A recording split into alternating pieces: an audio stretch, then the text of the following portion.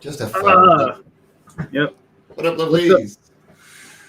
What's up, everybody? This is JD Calderon and my guest, Mike. Introduce yourself, sir. I am a comic creator. I am a publisher. I'm Mike Jimmy de Bruin. Yeah, even I'm out of it. Not having done the proper intro. Yes.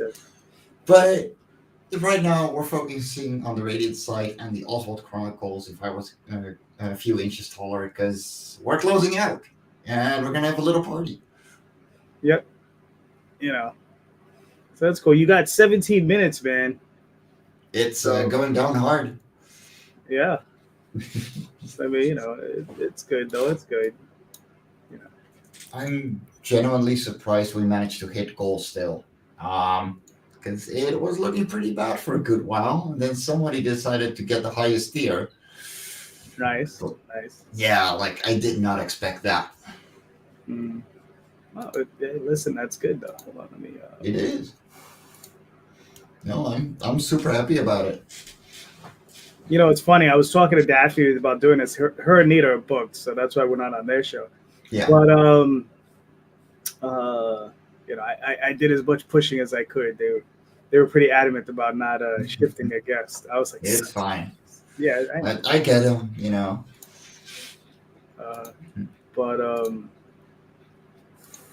But she was like, nobody watches these closeout shows, and I was like, come on. I mean, okay. To be fair, we are together. Like we are streaming at the same time as Nevermind the Furthermore right now. We got the vlog coming up. Oh, okay. I didn't even know. Yeah. The odds are stacked against us, but we're gonna have fun anyway. Exactly. So I pulled up. I pulled up your campaign. So if you want, we can show that video real quick again. Yeah, sure. One last time before it's over. The city of prosperity, riches for some, but for the masses, scraping by is all they can do. Meet Bitna.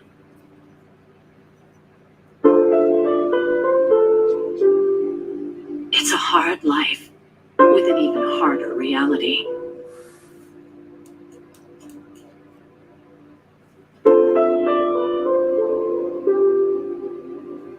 Living in the roughest part of town, it looks impossible to make it big.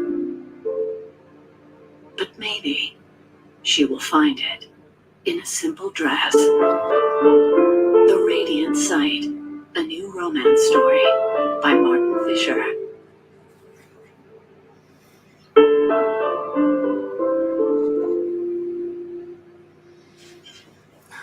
I love that trailer still. It's so calm compared to what I usually do with Lava Cora. Well, it worked out really well, man. I mean, you're down to 14 minutes, so we're almost there. Mm-hmm. So I mean, now you're just a publisher on this, right? Yes. And the editor? Publisher, editor, and letterer. Because the lettering that the artist did was, I had to fix that. Yeah. Listen, a lot of different arts involved, and lettering is one of those things that if you're not paying attention to, it can get away from you real fast. Oh yeah. So I mean, where did you find the artist? Or like, how'd you guys hook up? He was telling me he was running out of a job, and I was like, okay, well, I got this story that I'm looking for an artist for. And so what do you draw like? And yeah, that kind of settled it. But they've done this issue. It wasn't the greatest experience because technically we are half a year late on the book. Okay. So I was like, okay, I'm gonna continue with a different artist, but the story is solid. The art is solid. I have nothing against the guy, but on a professional level, he's not worth continuing with for me. Gotcha. Hmm. But I love what he did, and I love what Martin has been doing with the story. And it's just been great working on this book overall. And I'm really looking forward to getting into the second issue. We already started on it, Nice. and yeah, we're just gonna publish it because I believe in what we're doing. Hmm. Well, I mean, you made your goal, so which is good. Past Master Dan, no, it's not Danger Vanessa. It's Vanessa Marshall, who is a very professional voiceover artist. Mhm. I don't know if her nickname is Danger Vanessa, but yeah, she is up there on her IMDb page. Hmm. Nice.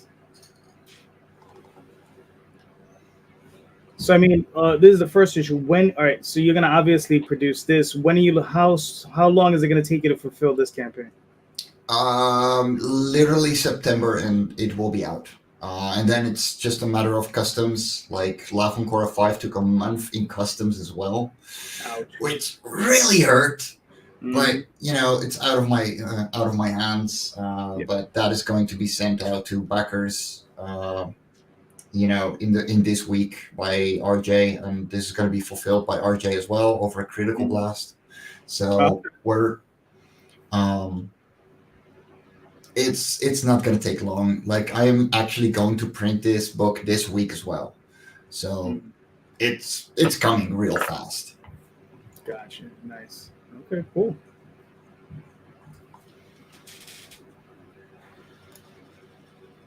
Very nice. Down to 11 minutes. Oh boy, it's always the last couple of minutes. I did get a few last minute backers though, which I'm very happy about. Yeah. They're all appreciated, big and small. Hmm. And yeah, I'm really happy we could manage to get it this high. Maybe not as high as I hoped, but I can do anything I need on this campaign for it, so I'm cool. Right. It's still working out. Hey, listen. That's. Yeah, and did you also do an Indiegogo for this book as well? Yes, I did the Indiegogo originally, Right. and that flopped very hard. Uh, We had a €1,200 goal, and we made just over 300. hmm. So I was like, okay, we're gonna finish the book first. We had a flexible goal, so I had the money in the pocket. I'm Hmm. gonna finish the book first. I'm gonna pay the artist. I'm gonna pay the colorist.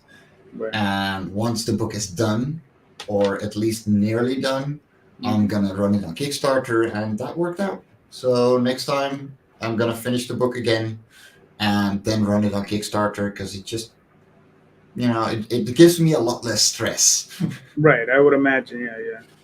Yeah. Postmaster says danger, Vanessa. that Vanessa Marshall. Oh, okay. Let me look up her IMDb because wow, she big. Is she from Europe or is she American? She's American, but Martin, the writer, found her, knew her personally, and she owed him a favor for something. Right. And he was like, okay, yeah. He cashed in.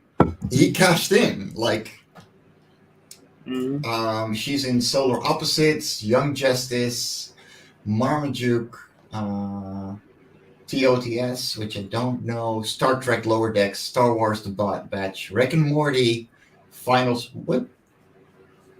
Adam's Mother. Oh, wow. Final Space. She is in a lot. Yeah, She yeah, is yeah. known. Yeah, she's done. Wow. It's a lot of stuff. Like, and Nina Eberlein came up to me going, "Hey, do you think I could approach your voice actor for the trailer to do the narration?" And I was like, "Look up her name, and you will see what the answer is." Mhm. Yeah, no, exactly. Like, romance is just a lot bigger on Kickstarter than Indiegogo, and yeah, maybe it was a mistake on my end to put it on Indiegogo first. But honestly, like I really don't mind.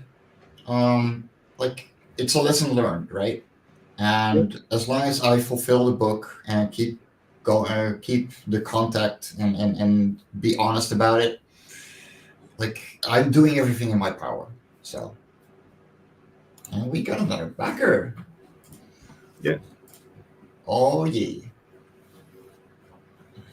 Oh yeah, Mhm. that's true. Like you always got to try these things out. I mean, I've been on Indiegogo a few times, Exactly. and it's rough, man. It's rough. Yeah. It's a tough one. It's a tough nut to crack. I think it's a nut worth chasing. You know, Mhm. every now and again, I think I'm gonna throw something up there soon. But it's like anything else. You got to prep for it. You got to go on those shows. You Yep. get on them, and just constantly talk about the product. About the books. And damn, I hate. It's funny. I've done so many of these damn shows. I'm referring to the books as products. It's Yeah. art. Our art. And You know. that's what I dislike about the shield streams as well. Like you're Mhm. so going at it, and it turns into a product. Yeah. While you spend at least half a year working your ass off, making the best thing that you can, and it was a project, and suddenly it's no longer that project; it's a product, and it irks me. I like hanging out. Right. That's why I joined the Sunday Funnies. That's why I do Sketchy Saturday and Hung on Animation. Like those are art streams. Well, Yeah. Sunday Funnies isn't, but like you just hang out, you have fun, you have a discussion, and it's so much more fun because it's always the same riddle over and over again. And at some point, you're just like, I just want to talk to the person behind it more than you know the interviewer going down their list of standard questions, which they all have. Yeah. I mean, listen, I got them. Everybody has them. Everybody has their standard list of questions. But sometimes you have to go that route because it's sometimes difficult. Um, Yeah, true. it's an I say, yeah. Uh, there's an audience, and it's getting the creator and the fan to connect. Yeah, that's definitely what it Yeah. is. It's finding your audience, and your audience finding you. And sometimes you have to go out and you have to really seek your audience. They're out there. You got Yes. to find I mean, Life on Korra does horrible on Webtoon and Tapas, right? them. I've uploaded the first 4 issues to Global Comics. Okay. They exploded. Oh, okay. Like absolutely out of nowhere. And I only have 12 followers, but I get 400 views every week. Mm. On Tapas, I maybe get 1 subscriber per issue and 5 views per update. It's Right. yeah. Mm. Oh, sweet. Yeah. That's awesome, man. Yeah. Listen, we all need business majors. Yeah. As much education as we can get, we need it. Especially when it comes down to business. And we gotta have so many hats. Yeah. Exactly. Well, you crossed 800, which is good. Yeah. No, wow. Mm. That happened in the last few seconds, really. Yeah. Yeah. Yeah, but it's funny. It was funny talking to Daphne, and she was saying nobody watches these live streams, and I was just like, well, we listen. I says Mike asked me. I said, I figured we just go on, we goof up. I didn't do a show last night, because I had to work. What's funny is I have to do this show, and then as soon as I'm done with this show, I have to go to work. Yep. So it is what it is, But no, I wouldn't have asked if I had to work my side job today because then I wouldn't even be home yet. But right. I figured, you know what? I'm free. Let's ask JD because we're literally minutes apart when it comes to finishing our campaigns, and it would be fun. Just hang out, have a little close-out party. Exactly. I don't need many viewers. I just want to have fun. Right. Mm-hmm. It says you guys are killing it. The market itself is an emerging as a whole, finding their way, and you are the pioneers. Well, we're trying. We're trying. We're trying, but what the thing is, like, we also create our own credibility here. Mhm. You know, I mean, this guy has been doing it for over 30 years. I mean, Yeah. I'm a pipsqueak, right? But over the past 5 years, you know, with 13 books published and way more coming, also thanks to this guy, you know, I built a lot of credibility, and that is a lot more important. I don't care about my size of the audience as much as I do about the audience enjoying my work. Mhm. And that gets people to come back. And they're going to tell their friends. That is much more important to me. Mhm. I mean, yeah, I mean, definitely the motivation is for myself. Like doing the Oswald Chronicles, definitely completion. You know, it's Yeah. one of those things. It's like, you know, I want to complete the series. You know, and it's crazy because I'm at a point where I'm just like I'm seeing how much work is Mm-hmm. involved, and I'm like I'm looking at another 10 years, man. You Yeah. know, before I'm done, I'm just like, it's gonna take forever. You know. Yeah.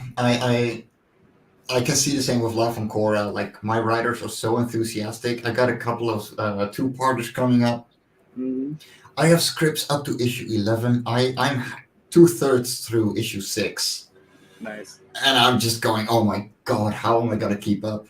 Ooh, we're into seconds now. Oh yeah, there you go. Oh, yeah.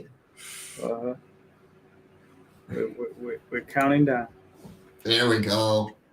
Mhm. Now it's been like, I know I didn't get as much promotion in on this campaign as I would have liked because I had to go full time on a side job in order to be able to pay everything that is coming in.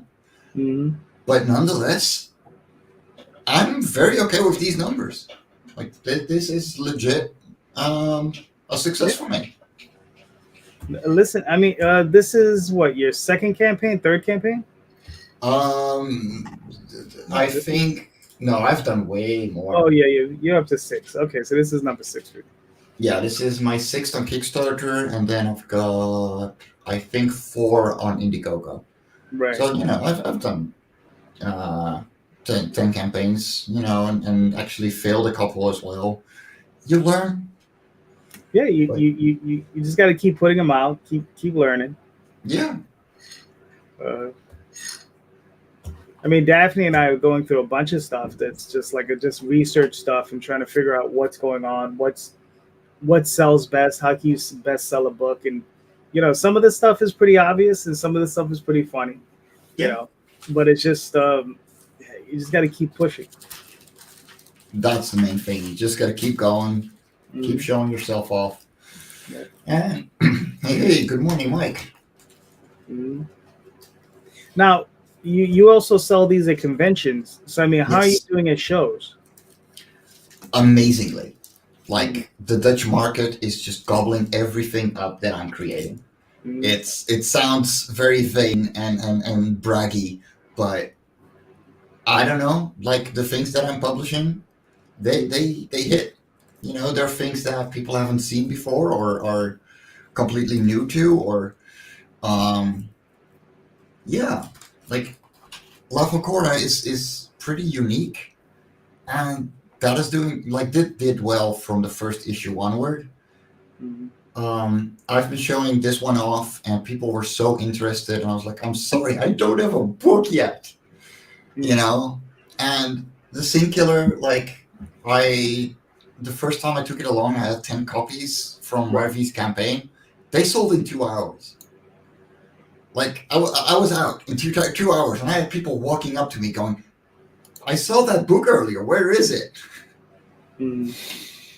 So yeah, no, I'm doing great at shows. It's just the last 2 years really killed that part of my income for me. But it feels so good to be back on that because next year I'm pretty much gonna take a show every single weekend that I can get. Right. Oh yeah, I could imagine you're gonna be driving yourself nuts. Oh yeah. Mhm. But the shows are close to you, though, right? Well, I mean, close is relative, but I don't have a car. Oh, okay, got you. So every show I go to, I have to have a suitcase filled Right, with books and right. banners. Uh, Oh boy, my presence in the States is okay. It's mainly crowdfunding. Mhm. Um, so it's yeah, like I'm starting to get my successes, especially with Love and Cora. But yeah, it's slowly growing, and that's fine. Like I didn't expect my comics to do even this well in the United States. Oh, thanks, Linda. There you go. But yeah, no, I'm just happy that people enjoy what I'm doing, Mhm. and every book sold is a success for me. And that's gonna probably stay the same because I'm not looking at the numbers. I'm looking at the fun that people are having with these books. Right. No, of course, because the rest of that'll come with time. You just got to keep building on it. Let me ask you. Here's a question for you. Mhm. How hard is the like the American dollar is gotten really strong against the euro? How hard is that hitting you? Not at all. I mean, Wow. yeah, things are getting more expensive. But Right. on the other hand, I have a 1-to-1 ratio dollar to euro right now, and I'm loving it. Mm-hmm. Gotcha. I mean, because at one point it was what, $1.20, $1.20, sometimes $1.30. I mean, when I went to Paris, it was $1.50 Yeah. to the American dollar, and that was murder. Uh, I believe your work would do really well here with strategic promotions, age and sex range, that sort of thing. Yeah. Mhm. But the thing is, with those strategic promotions, you have to um, be able to put these books into a place where these people are, and that is usually the hard part. Yeah. So, like the Radiant site, I can maybe put as an once the whole thing is done, put it as a volume in a manga store. Mhm. Um, but and maybe have a couple of bookstores here that have that take indie books, but for the most part, they're not going to do well in comic shops here. Um, but yeah, storefront wise, it's going to be very hard. Mhm. Um, and thank God for the internet. But on the other hand, there's the audience that I need to be able to find is usually on Webtoon and on Tapas for these things, and that age demographic is too low for me to make it viable on crowdfunding. Right. Like the average age is 14 to 21. Those people don't have money. It's as simple as that. And I know that they would enjoy this, but their demographic that I have in these places where they would read it would not be worth my monetary time. Mhm. That's really cool, man. Congratulations. Um, this is awesome. So I mean, yeah. So I guess I'll be getting my book in September. Yeah, no, for sure. I Nice. mean, you should be getting Laugh and Cora literally like next week, maybe the one after that. Like Gotcha. they're at RJ now. They finally arrived. They're safe. Hmm. But yeah, though Gotcha. I think no, you got your books with Yeah, yeah. because you We got. ordered the plushie. Yeah, I ordered the You, plush. you got the plushie I got with that. the comp copies for Daphne. Yeah, Yes, yes. Yeah, we got that a while ago. Yeah, thank you. I enjoy that plush. it was adorable. It was. Yeah, man. I mean, it's funny. So yeah, so Daphne is like I said, Daphne is goofing on me. That nobody watches the show. This is the third time I think I've mentioned this. So, and the reason I'm mentioning this is because I think we should discuss some current events that's going on in the industry. Right? There's like three things going on. Right? We Mhm. have what is it? Eric July. He released his book. That's the guy who raised like $2 million on his own Yeah, website, and good for him. A lot of people are saying like he's the next coming or savior of comics, and I don't really think that's the case. I think no, he has his audience, and his audience is definitely supporting him, and that's fantastic. But I don't think for the rest of us, who No, knows? I don't really see it feeding over to the rest of us. it's a 10% of a 10% of a 10%. Right. That's what his audience is getting, right? They're supporting the guy that is doing the thing. They're not supporting the project. Right. Right. So what this is going to turn into is a one-trick wonder, and Well, it does create a spike for us when it comes to, hey, maybe this crowdfunding thing. Let's check out Kickstarter to see if we find anything fun. right. But that's going to be 1 in 1,000 people. Yeah. That back his book. Yeah. So yeah, like it's not going to have as big an impact as people will ever say it is. Yeah. Which is unfortunate, but but that's just numbers. That's just the way they work. Yeah. Well, if we're lucky, we'll get 2%, 3%, 5% of his numbers to come float over to Kickstarter and Indiegogo. Yeah. With the rest of us, yeah. But that's fine. Like but the thing is, even if he continues making these numbers, they're his audience. Right. And the only way that we can make his audience our own audience is if those people actually flow over. Right. And they're unlikely to.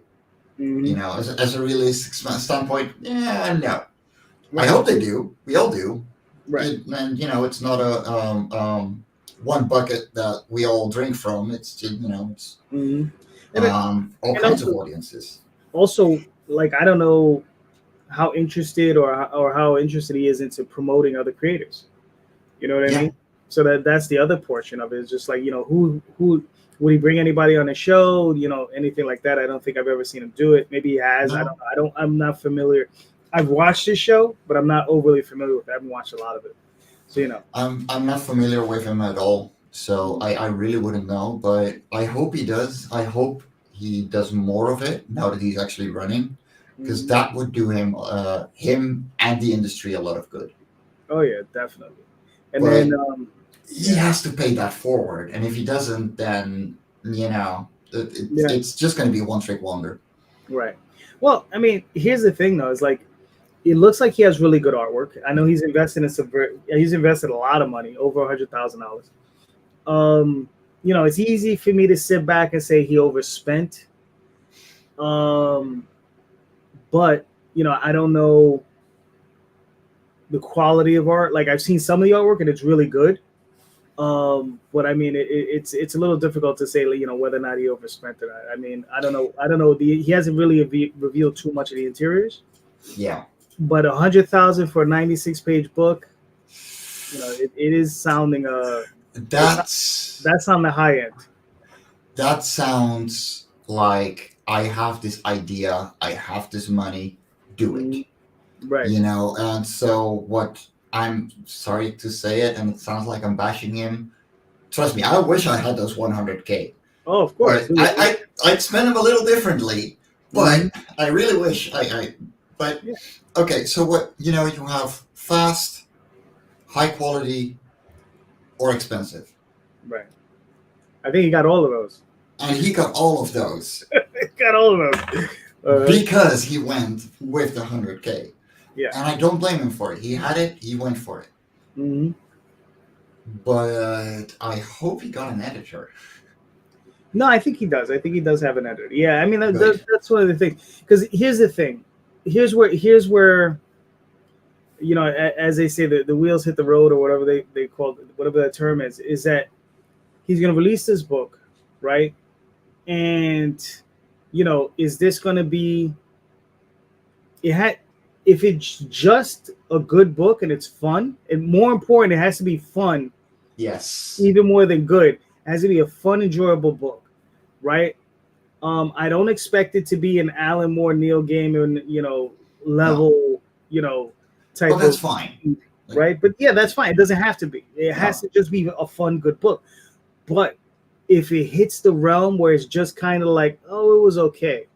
It was meh. Which is meaning it's not really like it might be good, but it's maybe not as good as it should be. Right. And I mean, if it hits that area, that's what's really gonna hurt him. Yes. And we've seen that with Berserker with Keanu Reeves. It wasn't a bad book, but it wasn't a great book. Right. And with that level of hype, you need a great book. Yeah. I mean, I haven't read the whole thing. I read, I think, the first volume. I enjoyed it. Matt Kent is actually a very good writer. And the artwork, I enjoyed the artwork. So I mean, I don't know. I mean, I'll wait till the rest of it comes out before I really like pass judgment on it, because you never know. It might pick up in the third. Yeah, no, I mean, it's finding your place in those comics too. You know, and Keanu Reeves being on it did crowdfunding a lot of good when it was running. And I'm really happy that it did. It you know, the same with the writer a couple of months ago. Like, those are very good things for crowdfunding. We need more of that. We need that publicity, and we need those people to be selflessly about it. Yeah, you know, because you have those guys at the top, you know, and EVS, Berserker. If those guys put in the same amount of effort in their own crowdfunders as they are in others, they could help a lot of the community. Well, yeah, but I mean, and they don't have to. It's no obligation, of course. Of course, but it would make a bigger difference than having 100 good books come out in 1 month versus 2 or 3 by big creators that come out in the same month.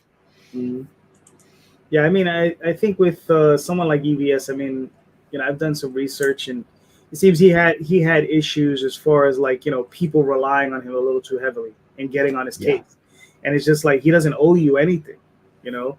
You know, if you're on his show or anybody's show, you know, we're just like, look, just come on, share the space, but you know, you can't rely on that person to make your to help you to make your goal. That's not how that works. You know, and there's literally dozens of shows you can go on, and you have to work that circuit you know, if you really want to make it. I mean, look, I mean, I've seen guys do 2-3 shows a day. Yeah. Right? I mean, and it's crazy. I'm like, you know, I'm incapable of doing that many shows because I have a day job. Yeah. You know, and I work crazy hours. I can't do many shows, you know. The first weekend for Live and Cora, I literally do 11, 12 shows. Right. On that first weekend alone. After that, first of all, I'm fucking spent. Right. I'm dead. But I'll take the hit, and I'll do a couple of midnight shows for me, you know, very evening shows for the United States, because they do give me a lot of extra backers. But that means that I gotta get to bed at 7 p.m., drug myself to fall asleep, wake up at 1 a.m., get a 2 a.m. show, and then hope I don't have to work the next day so I can take an extra nap. Right. Gotcha. Yeah. It's rough, man. It's insane. Like, it's not easy, but it does show in the numbers. Yeah. So yeah, I mean, but as far as Eric July goes, you know, hopefully, you know, I think he'll continue to do well. Even if he loses half his audience, he's still making $1 million. So what does it matter? Yeah. So I think he'll do fine. Good for him. Yeah, exactly. I mean, you know, good for him. You know, I mean, hopefully it'll float over to some of us, but you know, I doubt it. But listen, I mean, he's doing great. Good on him, and you know, hopefully he makes a really good book. You know, my only issue with it, I only have one issue, is because I was gonna go back it, and I was just like, it's $35 plus $10 shipping, plus you know, local tax, which is, you know, whatever, that is what it is. But it came out to $50, and I was just like, you know, for a 96-page book, I mean, it's a little rough, you know, because for $50 I could pick up an omnibus, you know, something else, or I could pick up a couple of other indie, you know, creators or whatever. So I mean, that's the only part that had me, was that if it was, you know, normally we used to pay $25 for a 96-page book, and you know, $10 shipping, that's within the realm of reason. So it'd have been $40. And it's only $10, but it's one of those things where it's just like, you know, I'm on the edge. I'm like, maybe not. I don't know. We'll see. It's just over that yes and no level. Right. Exactly. You know, it's just that little bit of budget, and it's often more of a feeling thing than it is an actual monetary thing. Right. Because yeah, like it's the same as finding a 32-page book for $10 Right. and then getting 25 shipping on it. Right. Yeah. It hurts, It hurts. Yeah. Yeah. and yeah, like I completely get you. hmm Yeah. It hurts. Well, I mean, on your end, it's just the shipping because it's just Yeah. because you're in Europe, so it's just that's always painful. Yeah. But that's why we have to start building these alliances where we can just That's why I have my subscription, which just came in. right. Oh, there you go. This came in half an hour before we went live. Gotcha. Nice. So many comics, man. Look, Yeah. guys, if you want Surface, look at Daphne and JD, because I just get a subscription. Mm-hmm. I got a pile of comics and I love it. I I'm don't not even gonna make a full unboxing, but I don't even know when she sent that out. That was a minute ago. last week. Last week? Okay. Yeah, like I got it so fast. I always get your packages so fast. Right. No, that's good. That's good. So I mean, so we're done with Eric July now. Like I said, good luck to him. I mean, I don't even think he needs luck. He's all right. He's good. That guy. The other one is the whole thing. Have you heard this whole thing about Oni Press that's going on? Yep. So I mean, oh yeah, I heard it yesterday. yeah, Ooh, boy. yeah. I mean, it's crazy. It's like they've released what, like 5-6 of their head executives or top senior management or whatever. And people are panicking. They're like, "Oh, what's going on? What's going on?" I mean, it just could be the restructuring. So I mean, I would just wait. So the reason, and I had to hear this yesterday in the green room of Sunday Funnies, is that one of their books, Genderqueer, right, has very, very graphic pages in there. Yeah. Sexually graphic. And they were actively advertising it to schools and libraries for children. Mm-hmm. That is why they're getting sued. That is why people are getting fired, because they know they screwed up. Somebody messed up over there. I mean, it's one of those things where it's just like, if you want to produce that kind of book, that's fine, but you have to market it to the right people. Yeah, no, that was the exact problem. Like they screwed up on that regard. Right. That was like the entire promotion team got fired, whether they worked on this project or like promoted this project or not. Right. The entire team. Team, yeah. And then, I guess the senior management also got the hack because they're the ones that approved it. They were like, okay, well, you guys got to go because you're not running this business with our best interests. And when they say our, I'm meaning whoever owns the joint. Yeah. And yeah, that was just dumb. Yeah. That was such a dumb move. Oh my god. It's crazy what some people do. I mean, and the thing is, that company's been around for a while. I know the gentleman who owns it, his father, I think, is a billionaire. So I don't think money is an issue. No, it's not. They're throwing it on it, so it looks like that on the front, but it's not what's going on. Yeah, I don't think money is an issue. They produce the one book that I know that I buy from them regularly is Topi, the artist Topi. Don't know. Artist. Oh yeah, guy's stuff is incredible. And I'll have to look that up. Yeah, look it up. Toppi. I forget. I think he might be he's either Spanish or Italian. I forget. But the guy's PPI. Topi. Okay. Oh, I see why. Sergio Topi. Yeah. Yes. Oh, wow. Yeah, his stuff is gorgeous. Oh yeah, I need to get myself some of that. That looks great. Yeah. Good to know. Thank you very much. Oh, you're welcome. It's going to be my next haul. There you go. I mean, yeah, they produced, I think, like 7 books of his so far, and they're beautiful, large, nice hardcovers. I mean, stuff is just great. Yeah, no, I'm going to look into that. That looks great. What up, Murphy? What's up, Marvy? Speaking of successful campaigns, this guy is ending tomorrow. Who? Marvius, his campaign is ending tomorrow, the Singular. Oh, okay, nice. Okay, cool. We launched at the same time, but Indiegogo goes on until midnight Pacific time, Mm-hmm. and and Kickstarter just ends it exactly 30 days after you launched, or whatever many days you did. So that's why he's got a little more time than we do. Mm-hmm. Yeah, cool. But yeah, mine is down to 23 minutes. So yeah, but 124 backers, man, that is gigantic. it's good. This one was like really. This one moved glacially for me. It was just like really moving slow. It's just like, why is it taking so long? You know.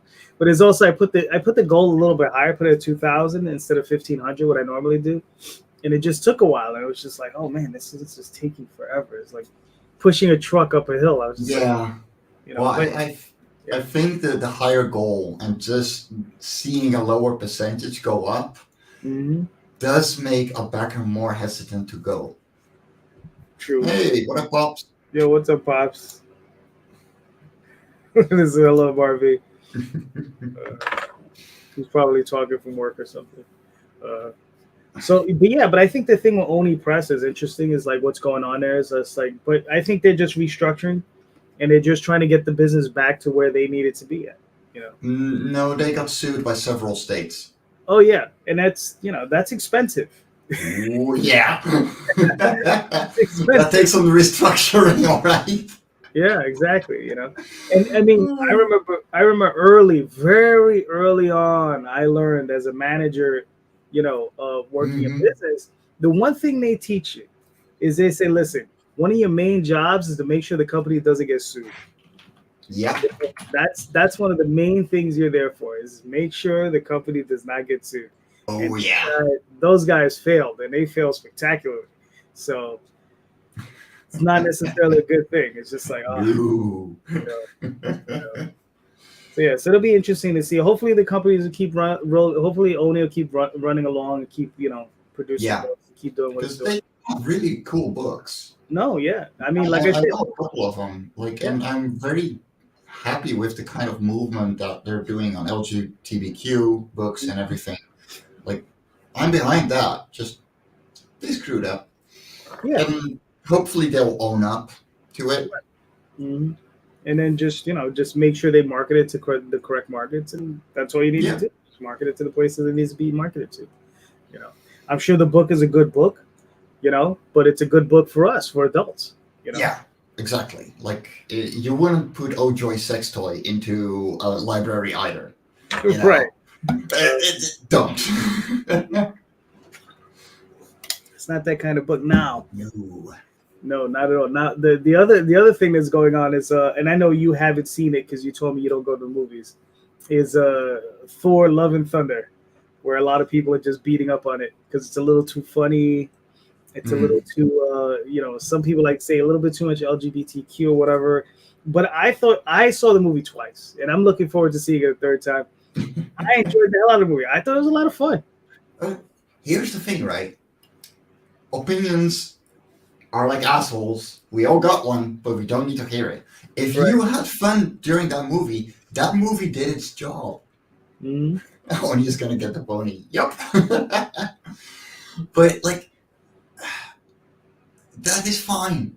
Like, yeah, I don't go to movies, so I'm not up to date. I have heard all kinds of opinions about it at this point.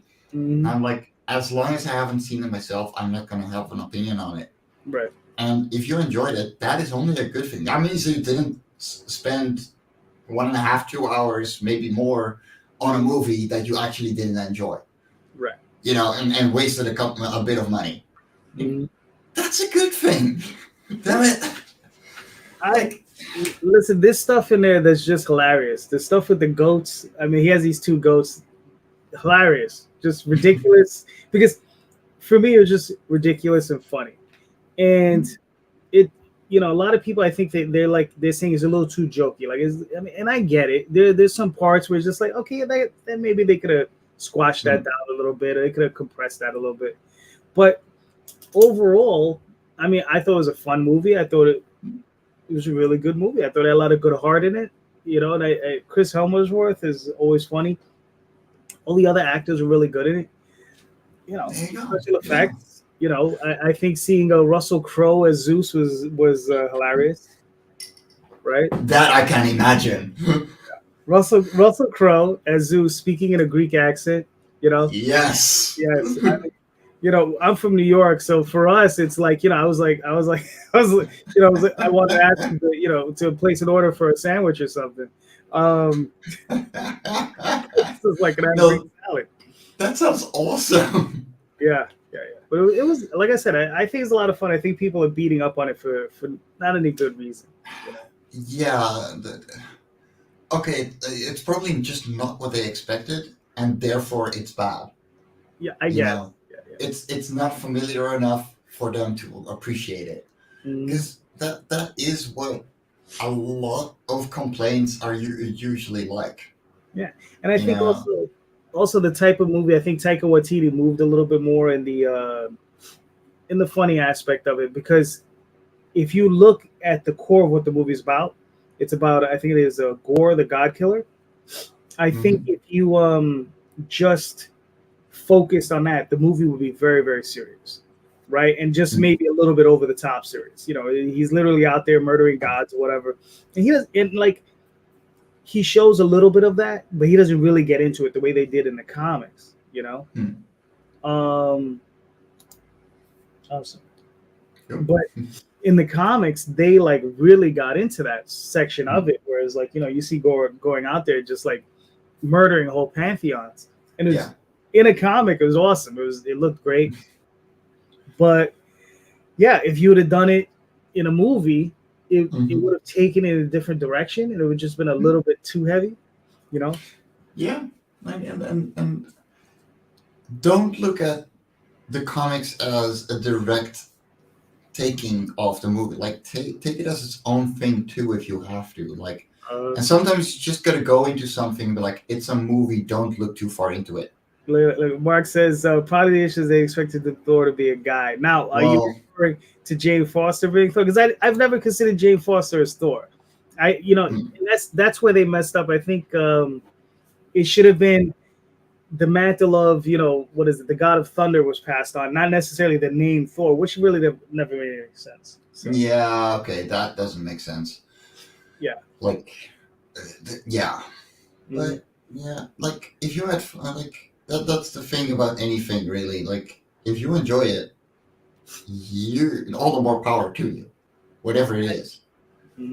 Exactly. And, yeah, like, there are plenty of things that we enjoy and not enjoy, and there's plenty of reasons, and sometimes they're shallow ones, sometimes they're deeper ones. But they're just your opinion. And if it's objectively a good movie, then it's a good movie. If it's objectively a bad movie, then it's probably, you know, it can still turn into a cult classic. We know plenty of those. Half the disaster movies are cult classics because of it. Who needs a budget, right? That's true. Like, yeah, it's entirely up to you to enjoy something. And if you don't enjoy it, cool. Yep. Exactly. What is it? Mark writes here. He says, "It's like being a Clinton." All right, let's not go there. Oh my god! Not to get political. Oh boy! We're talking about films, movies, and comic books. That's it. Yeah, no. Let's not get into any of that. All right. You know, but yeah. So, like I said, I enjoyed it.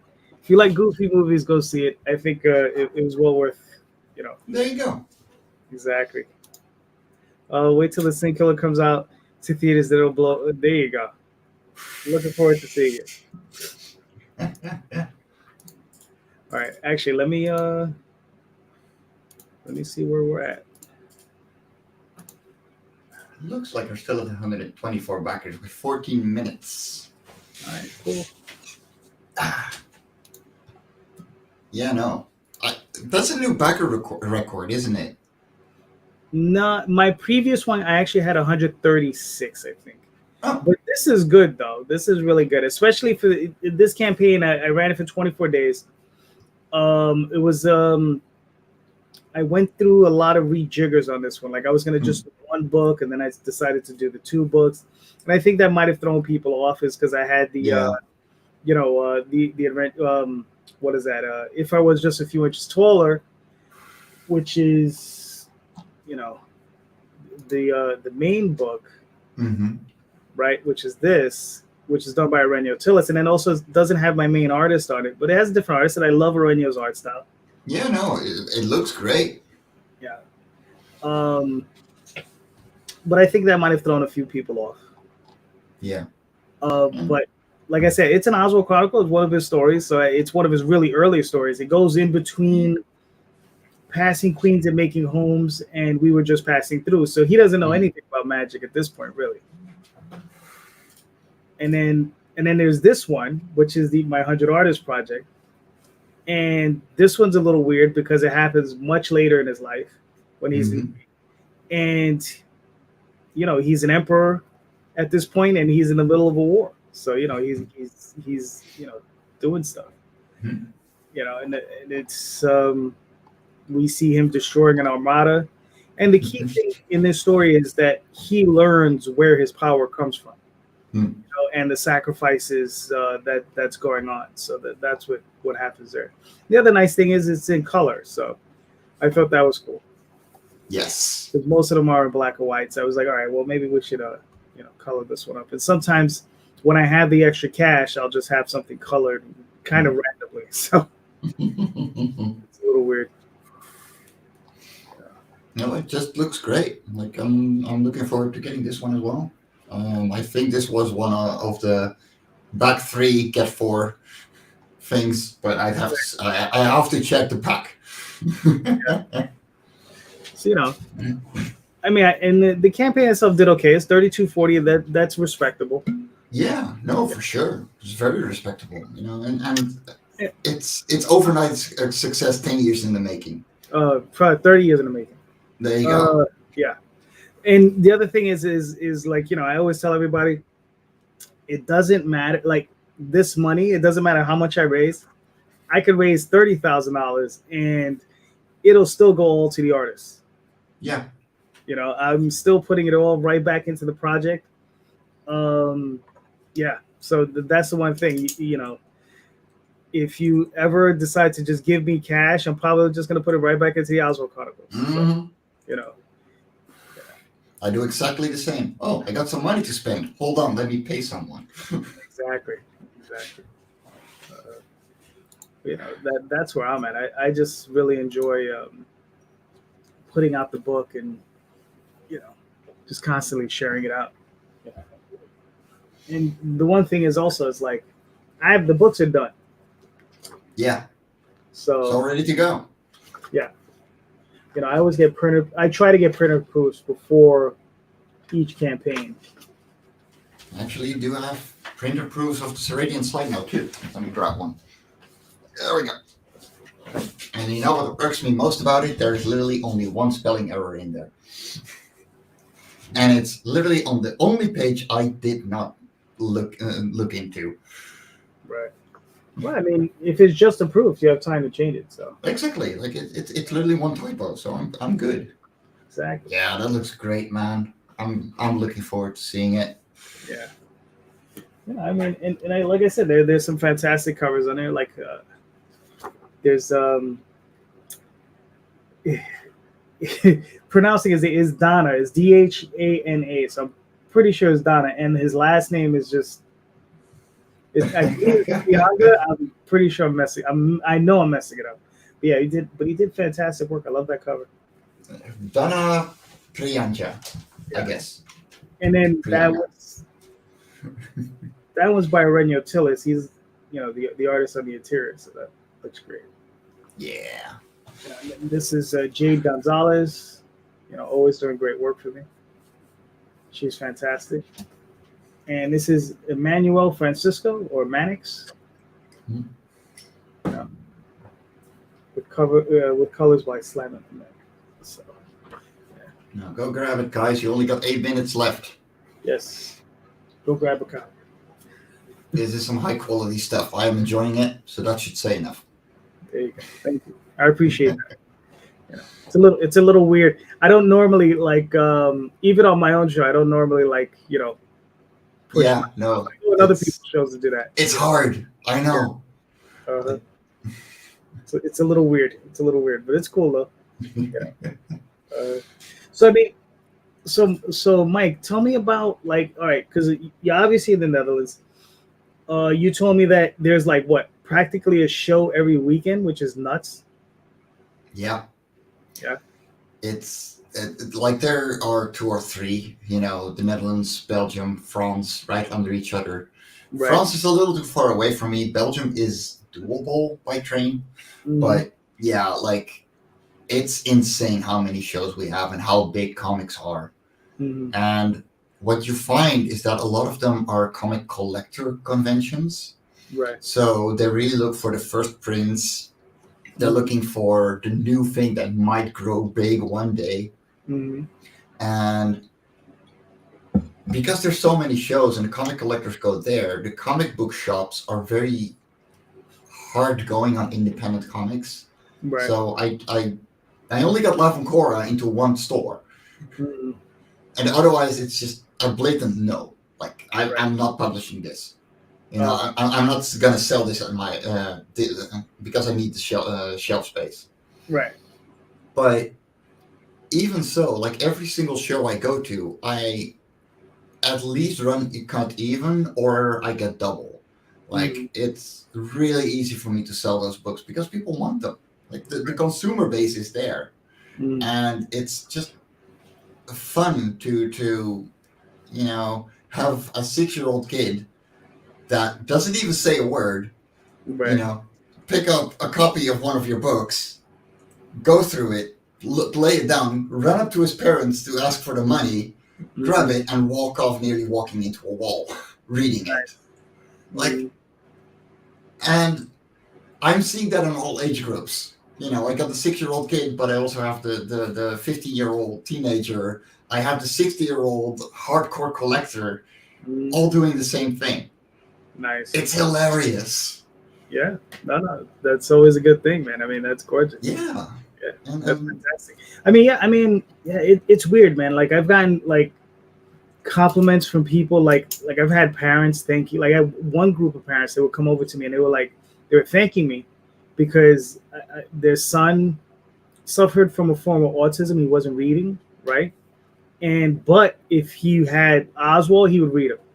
And he would read them over and over and over again. And, so every year I would show up at this show and they would just pick up all the new stuff. And, and then they were really happy because, their son was. That is the sweetest thing. Yeah. Yeah. And I was just like, okay, well, I mean, I'm happy.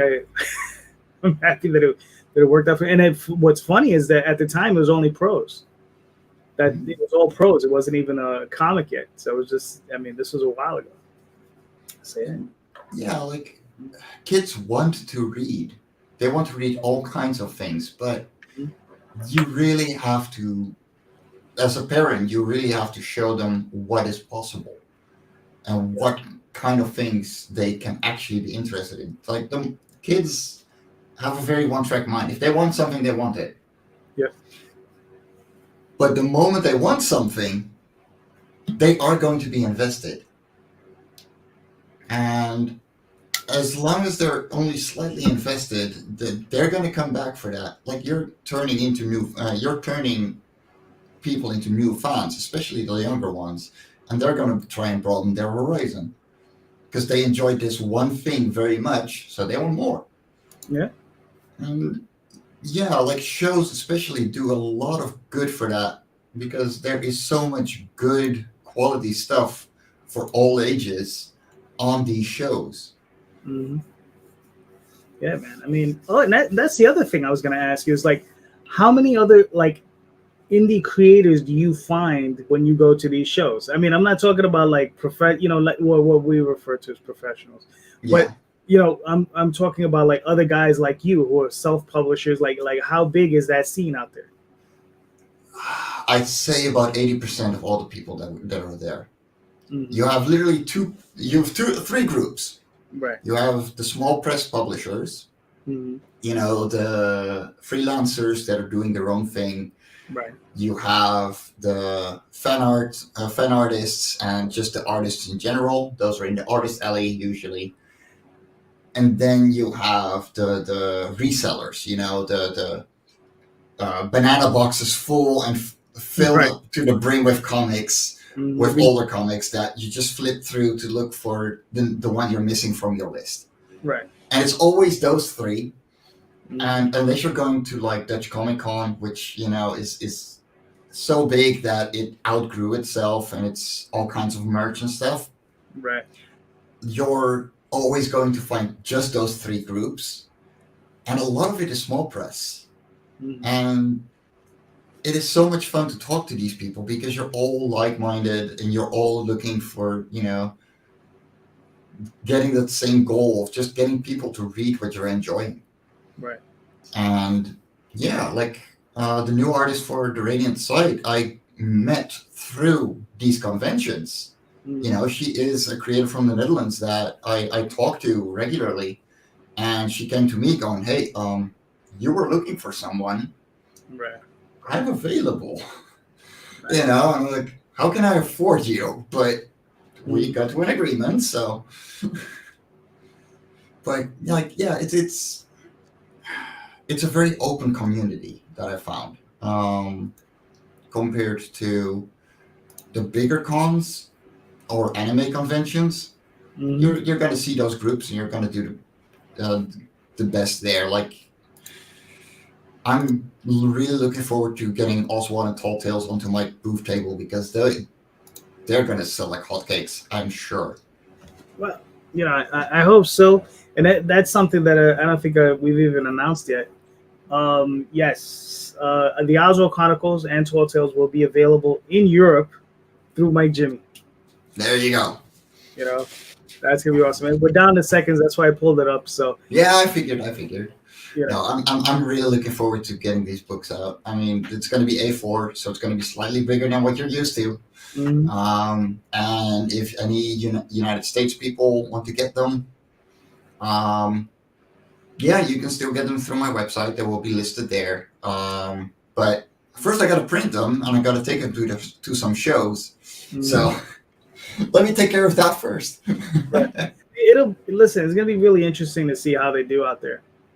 I'm looking forward to it. Like I've got no doubt on them doing great, but I'm interested in how the audience is going to react, especially the Love and Korra audience, right?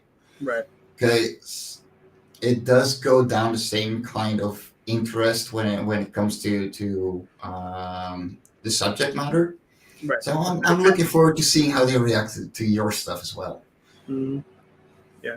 I mean, yeah, it'll be interesting to see it. I mean, like I said, for myself, it's always a thing of trying to get it into as many hands as possible. Yeah. Just trying to get it really out there. And same, like that's the whole point, that's why I'm doing things with a very low profit margin, because as long as I can get 1.5 books out of the one that I've sold, I'm Right. good. That means that I can get another one tomorrow. So that is the point. All right, cool. We're done. We're 32:40. Woo! Woo. There you go. Yeah, I know. Those are good numbers, man. Yeah. That is awesome. Another one in the can. But I got to start on the next one. I know, right? Oh my God, don't get me started. I got to work on the Love and Korra volume. My colorist finished the first issue, recoloring the first issue, and I only have 20 copies left of the first print run. Mhm. So, yeah. Time to go back to the presses. And they got a lot more expensive. The Fine Art community sucks. Yes, I've heard that one before. Those I'll have. And they'll be very interested. Believe me, Europeans love that kind of. Oh, for sure. Yeah. Congratulations, JD. Thank you, Linda. So, all right. So, listen, I gotta go, Yeah, go get some work done. Right? No, I gotta. Yeah, I actually literally gotta go to work. I gotta go put on pants. Go do some work. And also, we're stepping over. We're stepping over on Nita and Daphne. So Yeah. let's get off their. Let's get off the ladies' feet. So thank you, everybody. Thank you guys for the support. Mike, please let everybody know they can find you and your work, sir. You can find everything about me over on my Linktree /fairies and ants. And of course, find me on Facebook, find me on Twitter. Like, all the links are down there. And hit me up about any questions. If you are looking for to be submitted to a publisher, I am available and I'm looking to expand still. So hit me up. I'd love to hear it. All right. So, I'm JD Calderon. I'm here mostly on Sundays. Sometimes not. I wasn't here last night, but I'll be here next Sunday. So hey, there you go. So thank you, everybody. Thank you for joining us. Thank you for supporting the Oswald Chronicles. Thank you for supporting, The Radiant Sight. Radiant Sight. Yes, like I said, I haven't had my coffee yet. I'm tired. So, thank you, everybody. Mike, it was great having you. Always a pleasure, man. We'll be talking to you guys soon. Have a good day. Stay awesome.